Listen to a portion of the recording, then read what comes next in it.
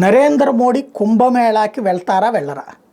రాహుల్ గాంధీ వెళ్ళట్లా, సోనియా గాంధీ వెళ్ళట్లా, ప్రియాంక గాంధీ వాద్ర వెళ్ళట్లా, సరే కమ్యూనిస్టులు ఎట్లాగో వెళ్ళరు, స్టాలిన్ వెళ్ళడు, మమతా బెనర్జీ వెళ్ళదు, అఖిలేష్ యాదవ్ బోడు అదే ఆ రాష్ట్రంలోనే ఉండే అదొక విచిత్రం. అది పక్కన పెడితే ఇప్పుడు నరేంద్ర మోడీ వెళ్తారా వెళ్ళరా, మరి ఆయన సనాతనవాది అని చెప్తున్నది, ఆయన వెళ్తున్నారు. ముహూర్తం ఏంటయ్యా అంటే ఫిబ్రవరి 5వ తారీఖు కరెక్ట్గా ఆ రోజున ఢిల్లీ ఎలక్షన్ ఓటింగ్ రోజున ఆ రోజున వెళ్తున్నాడు.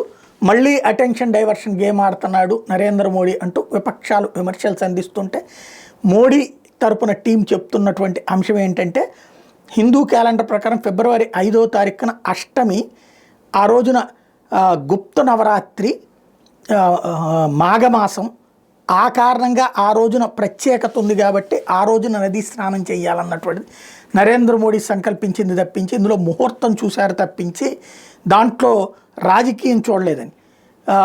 కాస్త అటు ఇటు రెండింటి బ్యాలెన్స్ చేసి చెప్పేవాళ్ళు రెండిటికి కలిసి వచ్చే విధంగా చేస్తున్నారు అన్నటువంటి కోణం మాట్లాడుతున్నారు.